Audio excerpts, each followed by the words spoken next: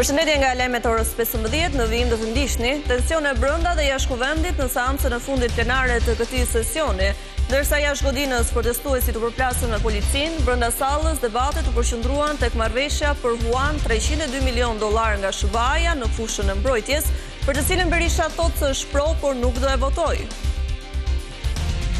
Kreu i Partisë Mundësia, Agron Shehaj, rrëmbeu në një nga zyrat e kuvendit dokumentin konfidencial të marrëveshjes me SBA-n për mbrojtjen dhe u largua me vrap. Pas këtij akti, kryetari i grupit parlamentar të Partisë Socialiste, Tauland Balla, kërkoi arrestimin në flagrancë të deputetit Agron Shehaj, duke akuzuar për marrje të palishme të dokumenteve të kuvendit. Me marshim, përplasje dhe shoqërime nga policia u zhvillua protesta gjatë seancës së fundit parlamentare. Protestuesit hodhën vezë dhe domate drejt kordonit të policisë, ndërsa tensionet kulmuan në kryqëzimin e rrugës së Elbasanit. Pas shoqërimeve, tubuesit marshuan drejt komisariatit numër 1, ku pritën lirimin e protestuesve të ndaluar. Kryeministri Rama deklaroi se Shqipëria dhe vendet që afrohen me Bashkimin Evropian përballen me më shumë sulme hibride dhe fushata dezinformimi. Ai e krahasoi ndërhyrjen me kalin e Trojës, ndërsa përmendi edhe revolucionin e flamingove si shembull të shfrytëzimit të hapësirës digjitale për manipulim. Detajet e reja kanë dalë nga hetimet për tragjedinë në Vidisht të Roskovecit. Sipas burimeve, Nertil Buzi ishte pranë dorëzimit, por pasi ndoqi lajmet dhe mësoi se ish vjerri kishte humbur jetën, refuzoi të dorëzohej dhe një orë më vonë qelloi veten. Shefi i stacionit policor të Roskovecit tregon si shpëtoi vajzën. Dhoma Avokatisë së Tiranës paralajmëron për shkallëzim të reagimit ndaj gjobave të vendosura ndaj avokatëve. Sipas drejtuesve të saj, masat janë të padrejta dhe po pengojnë ushtrimin e profesionit, ndaj me nisjen e sezonit të ri gjyqësor, pritet mbledhje urgjente dhe bojkoti i proceseve.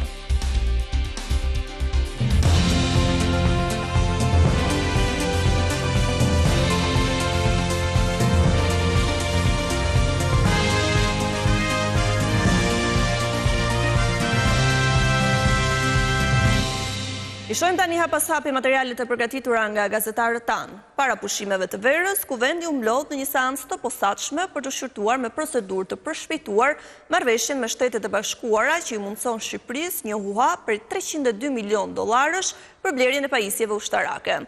Opozita e mbështet marrëveshjen, por kundërshton procedurën e ndjekur nga mazhoranca, duke e cilësuar antikushtetuese, ndërsa seanca u shoqërua me debate, tensione dhe kaos për dokumentin konfidencial. Para se të marrin pushimet e verës, deputetët u thirrën në seancë plenare për të miratuar me procedurë të përshpejtuar një marrëveshje në fushën e mbrojtjes me Shtetet e Bashkuara të Amerikës, përmes së cilës Shqipëria i merr $302 milion kredi aleatit strategjik për blerjen e pajisjeve ushtarake. Ky financim do të përdoret ekskluzivisht për modernizimin e kapaciteteve të forcave tona të armatosura, përmes programit Foreign Military Sales, duke financuar pajisje, sisteme dhe shërbime mbrojtjes sipas standardeve më të larta të NATO-s. Procedura ndjekur nga socialistët dhe mbajtja sekrete detajeve të marrëveshjes u konsiderua se antikushtetuese nga demokratët, të cilët paralajmëruan jo vetëm votën kundër, por dhe goditje në gjykatën kushtetuese. Dhe procedura që ju po ndiqni, zoti kryetar, është konstatuar, po ju nuk i lexoni dhe nuk i respektoni vendimet e gjykatës kushtetuese, është konstatuar si antikushtetuese me vendimin numër 18 datë 23/2/2026. Niko Peleshi ftoi demokratët të zbresin një kat më poshtë për të lexuar dokumentin, por me kushtin që të ruajnë sekretin. Çdo deputet i Kuvendit të Shqipërisë ka mundësinë, të drejtën dhe mundësinë shumë praktike të lexoj plotësisht marrëveshjen, vetëm 5 metra larg nga kjo sallë. Pra, ju lutem, lexoni marrëveshjen dhe mos votoni marrëveshjen pa e lexuar, pa e studiuar dhe natyrisht pa u shqyrtuar në komisione. Por ndërsa Gazmend Bardhi dhe të tij morën rrugën për tek salla Gerti Bogdani, një tjetër deputet ishte treguar më këmbë shpejt. Agron Shehaj ja doli të rrëmbej të vetmen kopje, duke pamundësuar të tjerëve të njihen me të.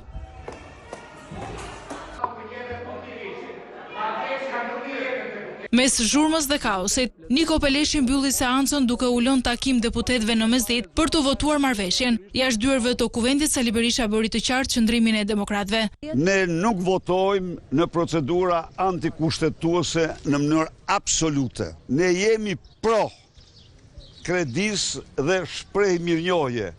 gjatë seancës së mesditës i parapriu një mbledhje e përbashkët e Komisionit të Sigurisë dhe Ekonomisë për t'i dhënë dritën jeshile marrëveshjes. Kryetari i grupit parlamentar të Partisë Socialiste, Tauland Balla, kërkoi arrestimin në flagrancë të deputetit Agron Shehaj, duke akuzuar për marrje të palishme të dokumenteve të kuvendit dhe agresion ndaj një punonjëse të administratës. Reagimi erdhi pas incidentit të ndodhur gjatë shqyrtimit të marrëveshjes me SBA-n. Balla shpërndau edhe një video ku deputeti i Partisë Mundësia rrëmben dokumentin e marrëveshjes ushtarake mes Shqipërisë dhe Shteteve të Bashkuara, marrëveshje që ka kategorizim sigurie.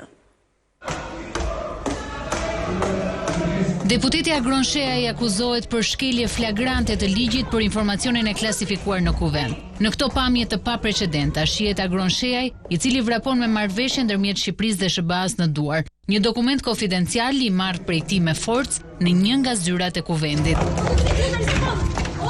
Sjellja e kryetarit të Partisë Mundësia, e cilësuar e dhunshme dhe agresive ndaj këshilltares së parlamentit dhe në shkelje të rregullore së kuvendit, është denoncuar nga grupi parlamentar socialist, ku kërkohet hetimi i menjëhershëm i deputetit Shehaj për rrëmbimin e materialit të klasifikuar. Partia Socialiste përmes një letre drejtuar kryetarit të kuvendit Niko Peleshit, kërkon referimin e Shehajt pranë SPAK për marrjen me forcë së marrëveshjes dhe dyshimet për keqpërdorimin e përmbajtjes së dokumentit. Me dyshimet se shtetësi Agron Shehaj ka kryer veprën penale për vetësim ose marrje e paligjshme e informacionit të klasifikuar, duke qenë se dokumenti përmban informacione që mbrohen me ligj, vjedhja ose forma të tjera të përvetësimit të paligjshëm për shkak të mënyrës së marrjes, grabitja sepse dokumenti është marrë me përdorimin e forcës ose kërcënimin ndaj personit që e mban, pengimi i detyrës së funksionarit publik, sepse forca është ushtruar ndaj një punonjësi publik gjatë ushtrimit të detyrës, dokumenti lidhet me sekretin shtetëror dhe për këtë rast mund të verifikohen edhe dispozita të posaçme për mbrojtjen e informacionit të klasifikuar, të cilat parashikojnë vepra më të rënda penale, sidomos kur veprimi cënon sigurinë kombëtare dhe personi i dyshuar mund të ketë synuar dorëzimin e këtij materiali aktorëve të tjerë, të pa identifikuar nga ne, por që duhet hetohet nga prokurorët.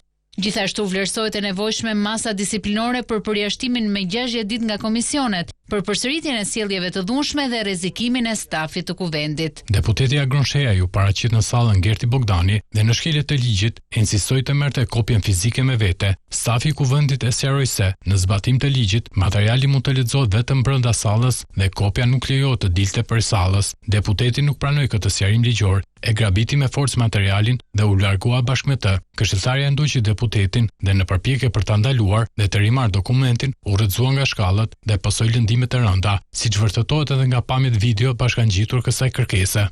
Agron Shehaj në një komunikim për media pranon marrjen e materialit të klasifikuar me forcë, por tërhiqet nga publikimi i saj. Marrëveshjen nuk e kam unë. Marrëveshjen e dorëzova prapë në kuvend aty ku isha, nuk ka dalë kur marrëveshja nga kuvendi i Shqipërisë. Kështu që nuk kam çatë. Dhe u larguat nga salla? Tani, sepse më takonte.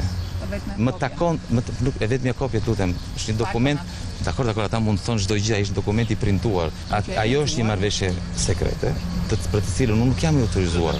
Në një reagim në rrjetet sociale, kreu i grupit parlamentar të PS-s Tauland Balla, duke nxjerrë pamjet e plota të aktit të jashtëligjshëm, bën thirrje për arrestimin në flagrancë të Agron Shehajt, duke i quajtur hajdut të dokumentave të kuvendit.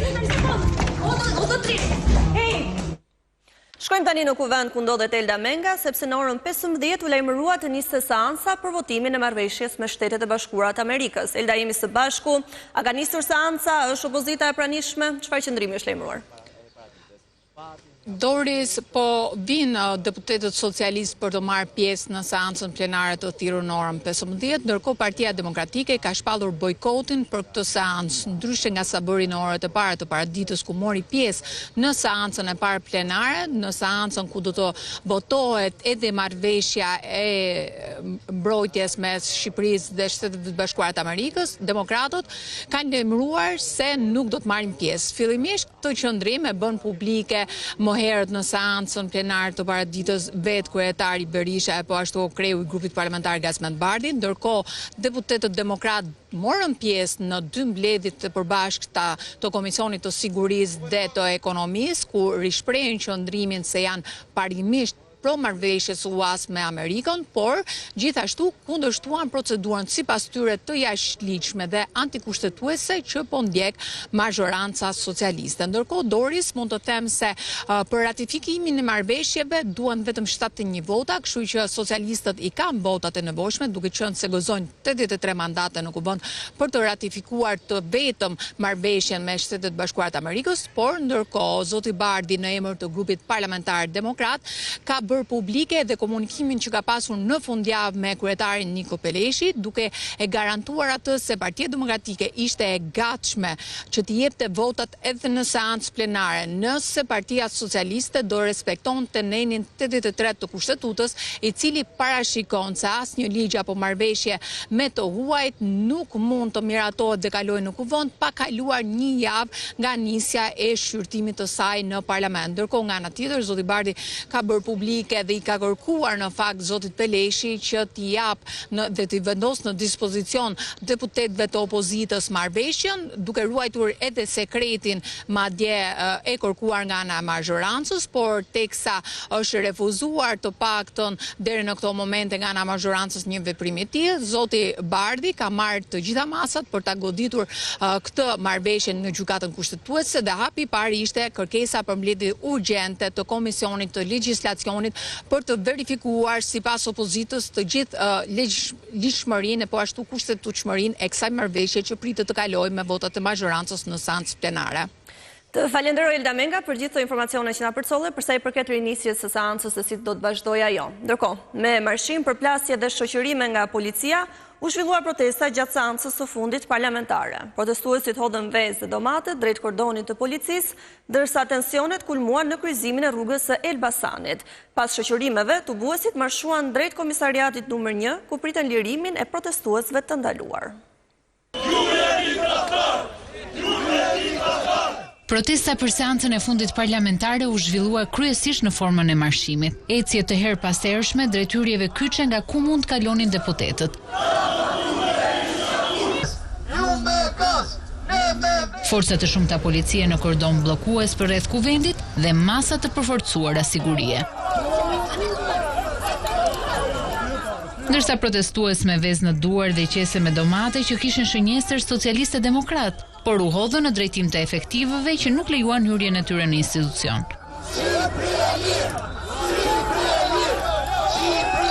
Përplasja kryesore mes dy palëve ndodhi në kryqëzimin e rrugës së Elbasanit, ku pati shoqërime protestuesish mes tyre dhe nismëtarin Arben Kola.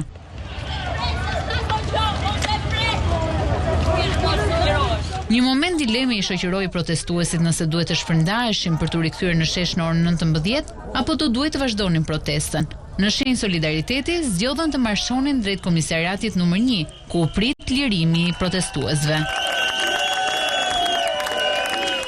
Që do thonin pse ke dalë, jo ligji ki, jo ligji ai, siç janë akuzat e rëndomta që gjithmonë policia i përdor për të shantazhuar protestuesit. Jo, nuk ushtron presion. Heqja e prangave ndaj organizatorit dhe një protestuese u shoqërua me brohorima dhe akuza për policinë e shtetit.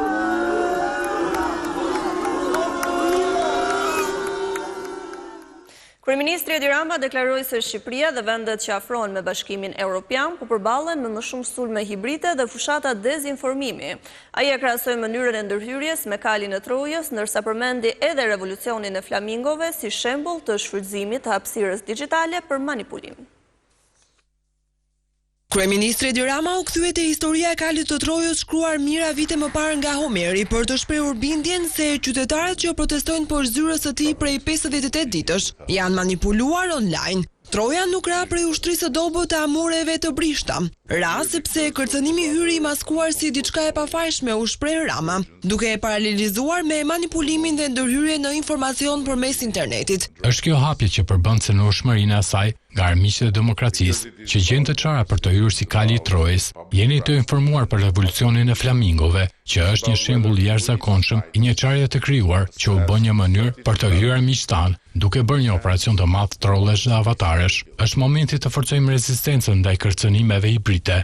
Megjithatë, tha kreu i qeverisë, pavarësisht sulmeve, sot vendi ynë ka një nga mbrojtjet më të forta kibernetike në Europë. Sa më pranë BE-s afrohet një vend, aq më shumë bëhet shënjestare këtyre sulmeve.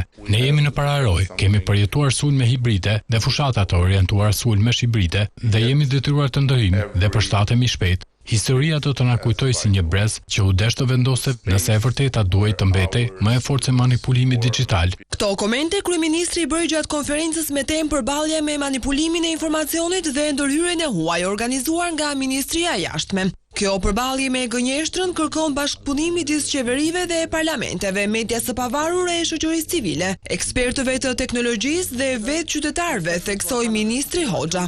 Liria nuk është diçka që duhet marrë si e mirëqen. Kjo do të thotë mbrojtja e hapësirës së informacionit ku qytetarët formojnë mendime, bëjnë zgjedhje dhe ushtrojnë të drejtat e tyre demokratike. Kërkimi i këtij shtegu kërkon mirëkuptim, ndërgjegjësim, vizion politik, vendosmëri dhe leadership për të ndërtuar rezistencë dhe qëndrueshmëri.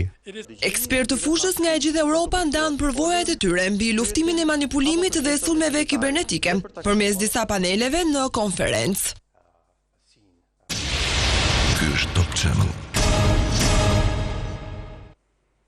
Teksa Franca dhe Spanja vijojnë betejën me zjarret masive, kryeministri Edi Rama shprehu gatishmërinë e Shqipërisë për të dërguar forca të mbrojtjes civile nëse kërkohet ndihmë. Ai njoftë gjithashtu se deri në fund të vitit, vendi do të pajiset me 3 avion të rinj për shuarjen e zjarreve, ndërsa propozoi shpërblim me një pak shtesë për efektive të angazhuar në terren. Teksa zjarret masive vijojnë të përhapen në Francë dhe Spanjë duke detyruar evakuimin e mbi 300.000 banorëve, kryeministri Edi Rama shprehu gatishmërinë për të dërguar forca të mbrojtjes sonë civile, nëse kjo kërkohet nga shtetet që janë në luftë me flakët prej disa ditësh. Që përcjell një shprehje solidariteti të gjithë kolegëve tuaj në Francë dhe në Spanjë. Ne kemi bërë edhe në të shkuarën, jush dhe jemi gati ta bëjmë përsëri nëse na kërkohet të japim ndihmën tonë modeste në kuadër të Bashkëpunimit Evropian Mbrojtje Civile. Në takimin me zjarfikësit dhe trupat e emergjencave civile në bazën ajrore të Farkës përballë sfidës së rritjes së temperaturave dhe si rrjedhoi risku të zjarreve, kreu i qeverisë njoftoi se deri në fund të këtij viti pritet të vinë 3 avion të rinj për shuarjen e flakëve. Kemi mbyllur procedurën për 3 avion të cilët do të vinë në fund të vitit, por në ndërkohë dhe do të jenë provën e shtetit shqiptar, por në ndërkohë kemi proces të dakorsuar që në momentin e një nevoje të veçantë kemi në dispozicion avion nga ajo bazë ku po përgatiten avionet e rinj që do të merren në fund të këtij viti. Duke shprehur mirënjohjen për zjarfikësit, Rama tregoi propozimin e fundit bërë qeverisë për shpërblimin e tyre. Të shpërblehen me një herë, jo në fund, me një pagë ekstra, ju bëj thirrje bashkive që të bëjnë gjithë gjë për trupat e tyre në territor dhe ta bëjnë këtë me një herë. Kryeministri u shpreh se aktualisht vendi ynë është më i përgatitur se kurrë për të menaxhuar situatën me zjarret, ndërkohë që kërkoi dhe ndërgjegjësim nga qytetarët. Sipas të dhënave të Ministrisë së Mbrojtjes, nga data 1 qershor deri në 24 korrik janë raportuar 24 vatra zjarri, për të cilat janë angazhuar në terren rreth 1000 forca. Zjarret masive vijojnë të përhapen në Francë dhe Spanjë duke detyruar evakuimin e mbi 295.000 banorëve. Flakët po favorizohen nga temperaturat ekstreme dhe erëra të forta, ndërsa Franca po përballet njëkohësisht edhe me përmbytje pas rreshjeve intensive. Autoritetet në të dyja vendet kanë shpallur masa emergjente për të përballuar krizën. Zjarret masive vijojnë të përfshin Francën dhe Spanjën, duke detyruar qindra mijëra banorë të braktisin shtëpitë e tyre. Deri tani, mbi 295.000 persona janë evakuar në të dyja vendet, ndërsa mijëra zjarfikës, të mbështetur nga avion dhe helikopter, vijojnë betejën me flakët që po favorizohen nga temperaturat ekstreme, thatësira dhe erët e forta. Situata më e rëndë betet në jug-perëndim të Francës, ku zjarri në rajonin Giron ka avancuar deri në rreth 15 km nga Bordeaux. Rreth 220.000 persona janë evakuar, ndërsa qindra banesa janë shkatëruar. Presidenti Emmanuel Macron ka mbledhur qeverinë në një takim emergjent, ndërsa autoritetet paralajmërojnë se temperaturat priten të arrijnë deri në 37 gradë Celsius, duke rritur rrezikun për përhapjen e mëtejshme të flakëve. Edhe Spanja vazhdon të përballet me një situatë kritike. Mbi 75.000 persona janë evakuar dhe rreth 30.000 të tjerë janë urdhëruar të qëndrojnë në banesa. Vatrat më të mëdha ndodhen pranë Madridit dhe në rajonin e Valencias, ndërsa zjarri në provincën Aviala ka djegur më shumë se 50.000 hektar, duke u konsideruar një nga më të mëdhejt në historinë e vendit. Përballë përmasave të krizës, qeveria spanjolle ka shpallur emergjencë kombëtare dhe ka aktivizuar ndihmën europiane. Ndërkohë ndërsa zjarret vazhdojnë të përhapen, Franca po përballet edhe me një tjetër fenomen ekstrem. Rreshje të rrëmbyeshme kanë shkaktuar përmbytjen e disa zona të vendit, duke përmbytur rrugë, banesa dhe biznese. Ndërkohë ekipet e emergjencës janë angazhuar në tjetra ndërhyre për evakuimin e banorëve dhe rikthimin e normalitetit. Autoritetet paralajmërojnë se moti i paqëndrueshëm mund të vazhdojë edhe në orët në vijim.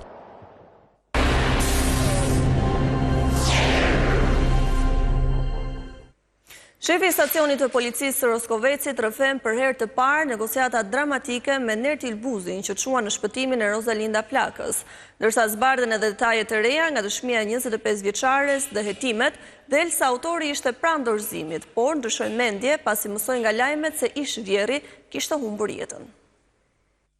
Oficeri i policisë, Mariglen Koroveshaj, tregon se si mundi të shpëtoi Rosalinda Plakën, e cila ishte marrë peng nga ishi fejuari i saj. Autori në atë moment më ka kërkuar që të afrohem i parë matosur dhe i vetëm.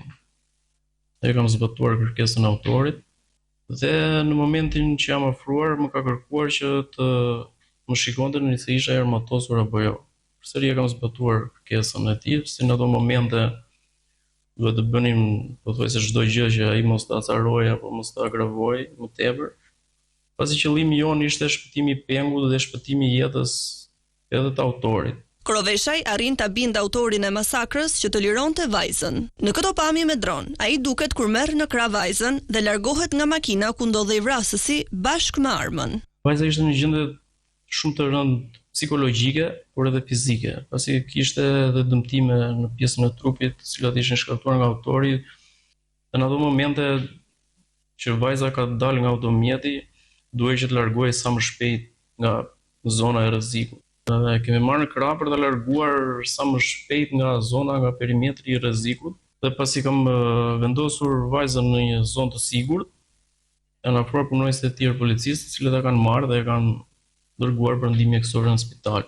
Ndërkohë, 25 vjeçaria Rosalinda Plaka ka rrëfyer se në momentin e sulmit në shtëpi ishte në gjumë dhe zgjuar nga krismat e armës. Sapo ka dalë nga dhoma, ka parë të atin të shtrirë në tokë. Nertil Buzi e ka kërcënuar me armë, e ka marrë me forcë dhe e ka futur në automjet duke u larguar drejt zonës kodrinore të Kurianit, ku mbajti peng për rreth 4 orë. Prokurori Kristi Jorgji, i cili mori pjesë personalisht në negociatat për ta bindur Buzin të dorëzohej, ishte njëkohësisht edhe prokurori që hetonte një tjetër çështje ndaj tij. Burime pranë grupit hetimor bëjnë me dije se gjatë negociatave, prokurori Jorgji nuk i kishte treguar Buzit se ish vjerri kishte humbur jetën, por i kishte komunikuar se ai dhe bashkëshortja ndodheshin të plagosur në spital. Megjithatë, 35 vjeçari ndiqte zhvillimet përmes telefonit celular. Rreth orës 15, sipas burimeve, Buzi ishte pranë dorëzimit. Para se të merrte vendimin, ai u është drejtuar negociatorëve me fjalët: "Prit të shoh lajmet." Pasi mësoi nga mediat se ish vjerri kishte ndërruar jetë, ai refuzoi sërish të dorëzonte armën. Rreth 1 orë më vonë, 35 vjeçari qelloi veten me armë, duke i dhënë fund jetës para forcave të shumta të policisë që kishin rrethuar zonën.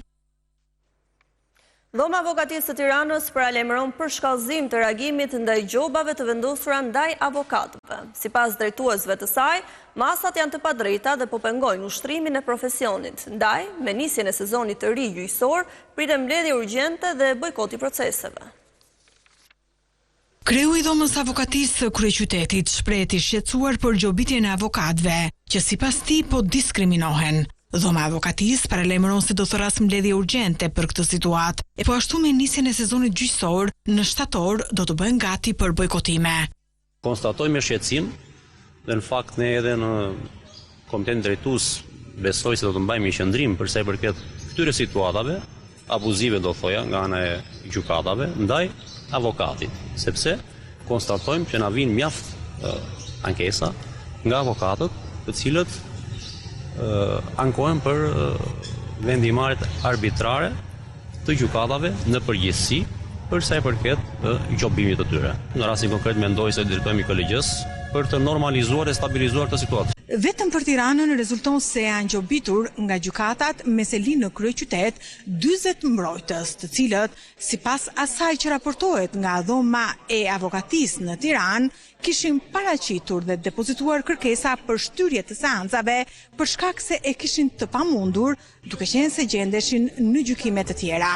Avokatët janë detyruar të presin me orë pranë gjykatës së apelit, pra po them një seancë e cila është caktuar për të zhvilluar në ora 11 paradite, mund futet avokati në orën 4 pasdite. Normalisht objektivisht e ka të pamundur për të paraqitur pranë gjykatave të tjera. Mbrojtësit pretendojnë se janë gjobitur pa të drejtë nga trupat gjyqësore e për këtë arsye kanë njoftuar dhomën e avokatisë. Sa mund të jetë masa më ekstreme në vazhdim? Masa më ekstreme mund të shkojë edhe drejt bojkotit të seancave gjyqësore për shkak sepse e ritheksoj është shqetësim i madh që ne na vijnë nga komuniteti i avokatëve. Ndërkohë në rang vendi, shifra e mbrojtësve të gjobitur nga trupat gjyqësore është më e lartë. Për Top Channel, Anila Hoxha. Banorët e fshatit Zvezd në bashkinë Maliq dolën në protestë për mungesën e ujit të pijshëm, duke denoncuar se investimet në rrjetin e ujësjellësit nuk kanë zgjidhur problemin. Ata kërkojnë ndërhyrje të menjëhershme, ndërsa paralajmërojnë përshkallëzim të protestave dhe bllokim të akseve rrugore nëse nuk marrin zgjidhje. Banorët e fshatit Zvezd në bashkinë e Maliqit protestuan pas ditën e së dielës, duke kërkuar zgjedhjen për mungesën e ujit të pijshëm. Ata thanë se prej shumë vitesh përballen me të njëjtin problem, ndërsa investimi i realizuar në rrjetin e ujësjellësit nuk ka dhënë rezultat. Sipas protestuesve, pavarësisht fondeve të investuara, familjet vijojnë të mos kenë furnizim të rregullt me ujë dhe detyrohen të sigurojnë atë në çezma publike ose me mjete të tjera. Fillimi i investimit ka një fillim dhe ka një mbarim. Firma e ka patur dhe fillimi dhe mbarimi dhe se është përgjigjur mbarimit. Atëherë si funksionon këtë problem? Sot temperatura ka qenë lartë, jemi pa ujë. Çfarë të bëjmë? Është një çejt një kaq, vjen atje rradha eksplodim ata. Turp. Uji inaugurua para një muaji, uji nuk ka. Ja ku e ke ujin, mos zotri. Ky është uji që kemi, ky është uji. Uji që na solli bashkia. Që një çejt më atje vin nga Pajani, mbushin në ujë atje. Ja atje vin me bicikleta. Çfarë do bëjmë? Përveç mungesës së ujit, ata shprehin pa kënaqësi edhe për gjendjen e infrastrukturës së fshatit, duke thënë se Zvezda ka mbetur jashtë investimeve për rrugë dhe shërbime bazë. Na kanë premtuar për rrugët do shtrohen me kaldrëm. Na është premtuar ujë, na janë premtuar rrugët, na janë premtuar korrenti. Ne këtë kërkojmë, atë që premton të mbaj premtimin, asgjë tjetër nuk duam. Do bëj rrugët. Erdhi çavi gjithë rrugët i la prapa ashtu. Protestuesit paralajmërojnë se nëse kërkesat e tyre nuk do të marrin përgjigje, do të vijojnë me forma të tjera proteste deri në bllokimin e akseve kryesore rrugore. Rreshtet e dendura të shiut kanë shkaktuar përmbytje në Rahovec dhe në disa zona të tjera të Kosovës. Rrugë, parkigje nëntoksore, oborre banesash dhe toka bujqësore janë mbuluar nga ujë, ndërsa ekipet emergjente kanë nisur ndërhyrjet për pastrimin e zonave të prekura dhe rikthimin e qarkullimit normal. Rreshtet e vazhdueshme të shiut nga nata e shkuare që kanë vazhduar edhe të hënën kanë shkaktuar përmbytje në komunën e Rahovecit. Pamjet e publikuara nga mediat lokale dhe qytetare tregojnë për rrugët e qytetit të mbushura me ujë. Krahas kësaj, parkingu nëntoksor në këtë komunë i tëri është nën ujë. Rreshtet e shiut kanë përmbytur edhe tokajt bujqësore duke shkaktuar dëme të konsiderueshme, po ashtu edhe në oborret e shtëpive të qytetarëve. Para ditën e së hënës në zonat e prekura kanë nisur punën ekipet emergjente të komunës. Pas rreshjeve të dendura të shiut, veçanërisht në zonën urbane të Rahovecit, ekipet e drejtorisë së shërbimeve publike në bashkëpunim me kompanitë e kontraktuara kanë dalë menjëherë në teren për pastrimin e rrugëve, largimin e materialeve të sjella nga rreshjet dhe rikthimin e qarkullimit normal, thuhet në njoftimin e autoriteteve lokale. Rreshtet e shiut kanë bllokuar për një kohë qarkullimin e automjeteve dhe në rrugën Feriza i Shkup pasi është mbushur me ujë. Vështirësi në lëvizje si pasojë e shiut të shkaktuar edhe në disa zona të qytetit të Gjakovës. Për Top Channel, Leonita Bajrami, Prishtinë.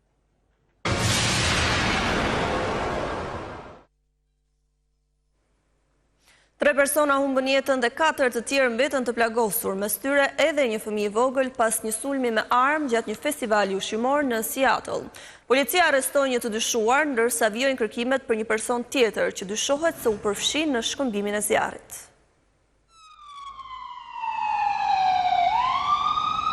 3 persona u vranë dhe 4 të tjerë u plagosën të dielën në mbrëmje gjatë një sulmi me armë pranë monumentit të njohur Space Needle në Seattle të Shteteve të Bashkuara. Ngjarja ndodhi rreth orës 18 me orën lokale gjatë festivalit veror Beat of Seattle, një aktivitet i njohur që mbledh mijëra vizitor në qendra turistike të qytetit. Sipas policisë, 2 persona dyshohet se kanë hapur zjarr ndaj njëri tjetrit, duke goditur dhe kalimtar të pafajshëm. Autoritetet konfirmuan se 3 persona humbën jetën, ndërsa 4 të plagosurit, me syre një familje vogël, u dërguan në qendrën mjekësore. Mjekët bën të ditur se të gjithë ndodhen në gjendje të qëndrueshme. Policia arrestoi një të dyshuar në vendngjarje dhe sekuestroi 2 armë zjarri, ndërsa kërkimet vazhdojnë për një person tjetër të dyshuar. Zyrtarët theksuan se aktualisht nuk ka më rrezik për komunitetin. Guvernatori i shtetit të Washingtonit, Bob Ferguson, angazhoi forcat speciale për të ndihmuar policinë lokale, ndërsa kryebashkiaku i Seattle, Kate Wilson, e cilësoi ngjarjen si një akt të tmerrshëm dhune dhe shprehu ngushëllime për familjet e viktimave.